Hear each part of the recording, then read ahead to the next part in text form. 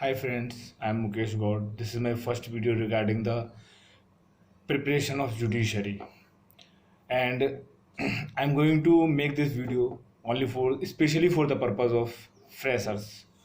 जितने भी फ्रेशर्स होते हैं हमेशा उनका एक सवाल होता है कि हम लोग जुडिशरी के लिए अभी से तैयारी कैसे करें। मेनली अब तो फ्रेशर्स फर्स्ट ईयर से ही अवेयर हो गए हैं कि जुडिशरी तैयारी शुरू से ही की जाए, जबकि लोग फाइनल ईयर में जाके पता लगता था कि हाँ जुडिशरी प्रिपरेशन करनी है, फिर क्या डिसाइड करना है, कोचिंग जाना है या नहीं जाना। तो मैं उन लोगों के लिए वीडियो लेकर आया हूँ जो कि अपनी कोर्स के बिल्कुल बीचों बीच में हैं या फिर शुरुआत से अपनी तैयारी करना चाहते हैं लेकिन उनके पास किसी तरह का कोई गाइडेंस नहीं है, तो उनके लिए ये वीडियो है स्पेशली। तो मैं उन लोगों के लिए ये बताना चाहूँगा यहाँ पर कि किस तरीके से वो अपने टारगेट को अचीव कर सकते हैं अपने लॉ ऑफ स्टडी के दौरान। देखिए बीएलएलबी स्टूडेंट्स के पास ऑलरेडी 5 इयर्स होते हैं, एलएलबी स्टूडेंट्स के पास भी 3 इयर्स होते हैं, जो कि अपने आप में एक बहुत बड़ा टाइम होता है। तो इसी दौरान वो अगर अपनी प्रिपरेशन शुरुआत से कर लें तो उन्हें उसका बेनिफिट आने वाले टाइम में खुद मिलेगा। तो हम स्टार्ट करते हैं कि किस तरीके से उन्हें अपनी तैयारी करनी चाहिए। तो मेरा सारे फ्रेशर्स से सबसे पहला जो रिक्वेस्ट है वो ये होगी कि अगर आप जुडिशरी आप किसी कंपटीशन के लिए तैयार करना अपने आप को तैयार करना चाह रहे हैं तो मेन चीज़ ये रखें कि सबसे पहले अपना एक एम टारगेट करें। अगर आपका एक फिक्स एम होगा तो आप उसके लिए अपना एक रोड मैप तैयार कर सकते हैं। अगर आपका एम नहीं है, कभी एपीओ, कभी जुडिशरी, कभी प्रोफेसर, कभी कुछ, बहुत सारे एम्स होते हैं और इवन 5 इयर्स और 3 इयर्स बहुत बड़ा टाइम होता है, तो लास्ट स्टेज तक जाते जाते आप अपना एम बदल देते हैं। अगर तैयारी शुरुआत में करनी है तो आपको अपना एम नहीं बदलना है, शुरू से लेकर लास्ट तक आपको अपना एम कंटिन्यू रखना है। फिर उसके बाद आता है कि आपका एम हो गया कि हमको जुडिशरी तैयारी करनी है।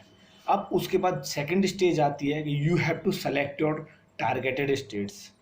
अब आपको यही नहीं पता कि आप किस किस स्टेट में दे सकते हैं और उनमें से आप किस स्टेट में इंटरेस्टेड हैं, तो फिर आपको कैसे आप तैयारी करेंगे कैसे।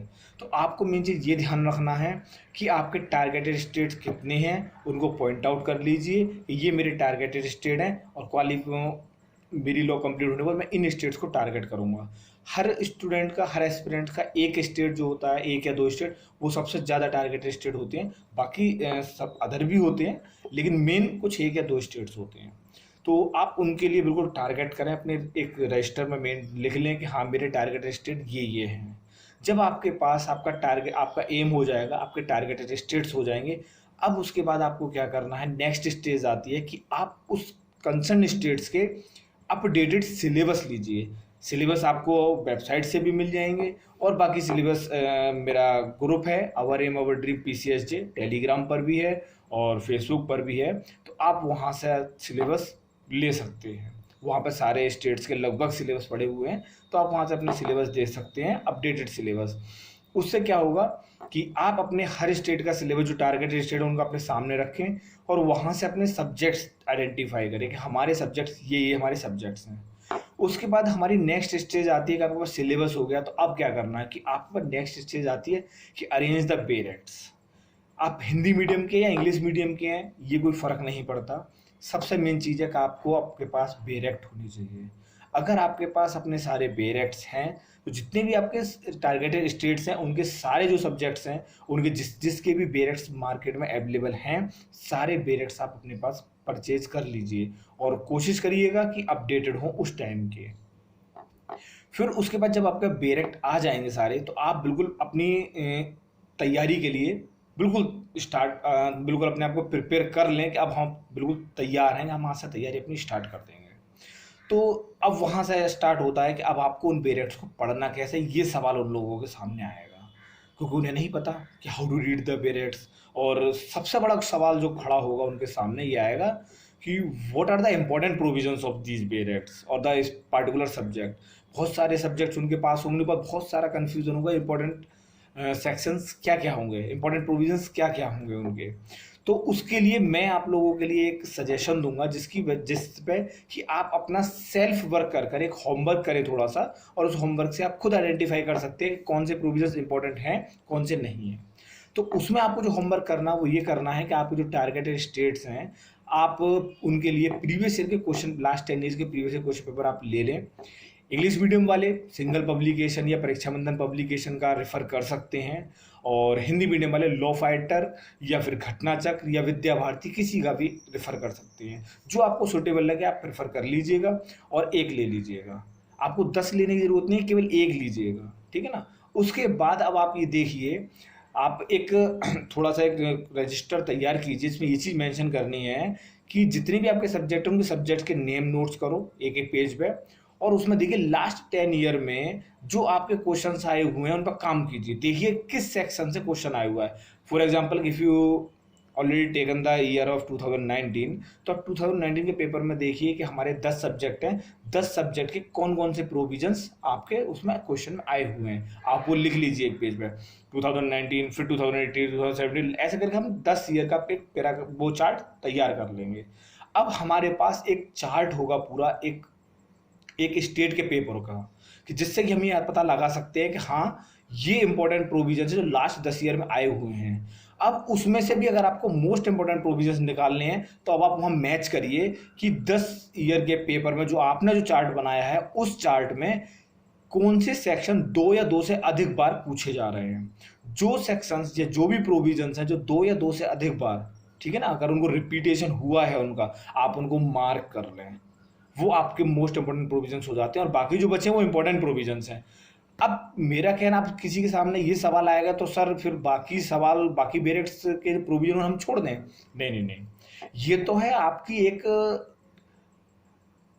बेस्ट स्टडी के लिए कि आप अपना जो टाइम है उसको इन चीज़ों में, ज़्यादा चीज़ों में ना मैनेज करें, कम टाइम में अच्छी चीज़ पढ़ लें। इसका मैंने एक तरीका बताया है। बाकी बेरेट का पूरे प्रोविजन पढ़िए, क्योंकि आज के टाइम में एग्जामिनर कहीं से भी सवाल बना रहे हैं। तो सबसे मेन चीज़ है कि ये जो इंपॉर्टेंट प्रोविजन आपको मिलेंगे ना, ये आपके सब्जेक्ट का आधे से ज़्यादा पार्ट कवर कर लेंगे। तो आप आधे से ज़्यादा पार्ट तो आपकी स्मार्ट स्टडी से ऑलरेडी कवर हो गया। अब बाकी बचा हुआ तो उसको आप देखिए अपने डेली बेसिस पे। फिर उसके बाद आता है कि आप जब अपने ये सब्जेक्ट वाइज वो कर लिया, फिर उसके बाद जो आपका रिजल्ट है जो उसका निकल के आएगा उससे आपको पता पड़ जाए ये इंपॉर्टेंट प्रोविजन, उनको आप बेरेक्ट से रीड आउट कीजिए। अब देखिए मेन चीज़ है कि अब कई लोगों के उसमें ये सवाल होगा कि सर बेरेक्ट या बुक या बेरेक्ट विद बुक। देखिए सबसे पहले आप बेरेक्ट को प्रेफर कीजिएगा, बेरेक्ट को आराम से समझने की कोशिश कीजिए। बेरेक्ट एक बार में समझ में नहीं आएगा, आप फ्रेशर है, हो सकता है कि आपको बेरेक्ट में बहुत दिक्कत हो और होंगी, तो आप उससे घबराइए मत, और ना ही उस बेरेक्ट से अपने आप को ऐसा करिए कि आप बिल्कुल फ्रस्ट्रेट हो गए उससे, आप उसको नहीं पढ़ेंगे, ठीक है ना। तो आप क्या करिएगा, उसको एक पढ़िए, एक बार सिंपल रीडिंग दीजिए, और जब दोबारा पढ़ेंगे तो आपको पता लगेगा हाँ चीज़ मैंने पढ़ी थी, उससे मेमोराइज आपको थोड़ा सा होगा। जो चीज़ आपका जो प्रोविजन आप नहीं समझ पा रहे हैं, आपको नहीं समझ में आ रहा है, उसके लिए आप एक बुक रेफर कीजिए। और एक चीज़ ध्यान रखिएगा, किसी भी सब्जेक्ट के लिए आपको 2 बुक 3 बुक रेफर करने की ज़रूरत नहीं है।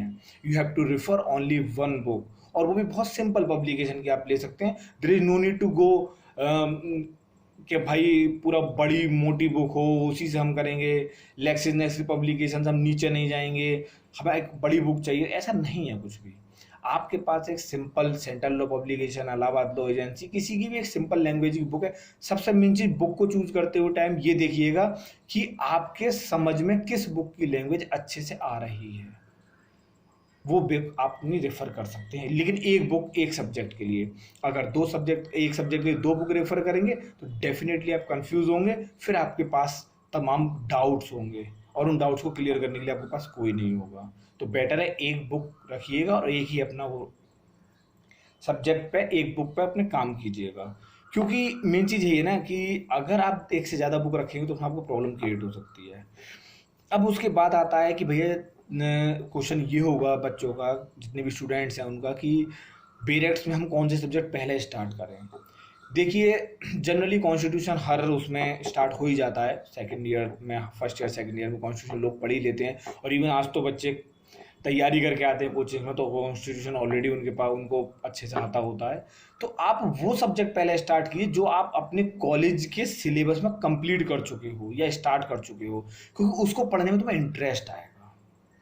जैसे कि एएमयू में देखिए, एएमयू में अगर आप देखेंगे तो सीपीसी कॉन्स्टिट्यूशन और आईपीसी पहले स्टार्ट हो जाते हैं। तो आप कॉन्स्टिट्यूशन और आईपीसी को पहले उठा सकते हैं, अदर यूनिवर्सिटीज़ में अदर सिलेबस तक जो आपके सिलेबस के अनुसार जो सब्जेक्ट सबसे पहले कंप्लीट हो रहा हो आप उससे स्टार्ट करिएगा। उससे आपका फिर एक रोड मैप तैयार होगा, धीरे धीरे सिलेबस होता जाएगा। और हाँ, सबसे मेन चीज़ ये है कि आप अपनी यूनिवर्सिटी के या अपने कॉलेज के जो आपका सिलेबस है उसको अपनी लॉ जो आपकी स्टडी है, जो आप 5 साल या 3 साल आप जो लॉ पढ़ेंगे उसको कंटिन्यूअस प्रैक्टिस में रखें, यानी कि अपने सिलेबस से डाइवर्ट ना हो। सबसे पहले जितने भी कॉलेज के आपके सिलेबस हैं वो सब आपके ऑथेंटिक सिलेबस होते हैं और उनसे आप कभी भी अपने पेपर को मैच कर लीजिएगा। बहुत सारा पोर्शन हमारी उसी लॉ की फील्ड से आता है जो हम BLLB के 5 ईयर से 3 ईयर्स कोर्स में पढ़ते हैं। उसमें कोई नया नहीं आता, बस ये होता है कि उस टाइम पे जिस टाइम हम एग्जाम दे रहे होते हैं उसकी प्रेजेंट सिचुएशन पूछ ली जाती है, कोई अमेंडमेंट हुआ वो पूछ लिया जाता है, लेकिन लॉ वही रहता है। तो आप सबसे मेन चीज़ जानिए, अपने कंसर्न कॉलेज के सिलेबस को बिल्कुल अच्छे से पढ़िएगा, उसमें कोई भी किसी भी तरह की लापरवाही मत करिएगा। और हो सके तो अपने सब्जेक्ट के साथ साथ हर टॉपिक के जो आप टॉपिक पढ़ रहे हैं अपने सिलेबस के अनुसार उनके शॉर्ट नोट्स तैयार कर लीजिएगा, जिससे कि क्योंकि एक मेन चीज़ होती है कि आपको अपने नोट्स पढ़ने में जितनी आसानी होती है उतनी दूसरे के नोट्स पढ़ने में डिफिकल्टी होती है। तो अपने एक नोट्स तैयार कीजिएगा, ठीक है ना। फिर उसके बाद आता है कि अब क्या करना है। बेरेक्ट तो आपने पढ़ लिया, एक सब्जेक्ट कंप्लीट कर लिया, अब अपने आप को टेस्ट करिए। जो आपने प्रीवियस ईयर के क्वेश्चन पेपर आपने ले रखे हैं उन प्रीवियस ईयर के क्वेश्चन में या तो टॉपिक वाइज करते चलिए या फिर सब्जेक्ट वाइज आप उनका सॉल्यूशन करिए।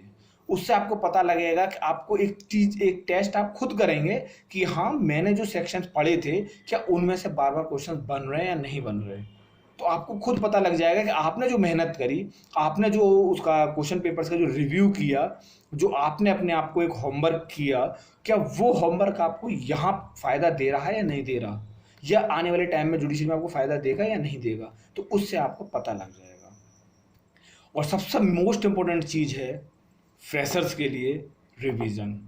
नॉट ओनली फ्रेशर्स, ये मतलब सबके लिए, ये रिवीजन तो सबके लिए इम्पोर्टेंट है, लेकिन फ्रेशर्स के लिए बहुत है कि उन्हें रिवीजन कंटिन्यू रखना है। एक बेर एक्ट को फर्स्ट ईयर में पढ़ने के बाद 5th ईयर में नहीं छूना है, उसे कांस्टेंट उसका रिवीजन करते रहना है। इवन MCQs तो उसके सॉल्व करते ही रहना है, ठीक है ना। अब उसके बाद बस मैं एक लास्ट में ये कहना चाहूँगा कि 1 book and 1 aim, that is enough to you. इससे अपने आप को डाइवर्ट मत कीजिएगा। आपके पास एक किताब होगी, एक एम होगा, तो आप अपना एक अच्छा रोड मैप तैयार कर सकते हैं और उस रोड मैप के अनुसार आप आगे तक जा सकते हैं और अपने लक्ष्य को पाने में आपको बहुत आसानी होगी।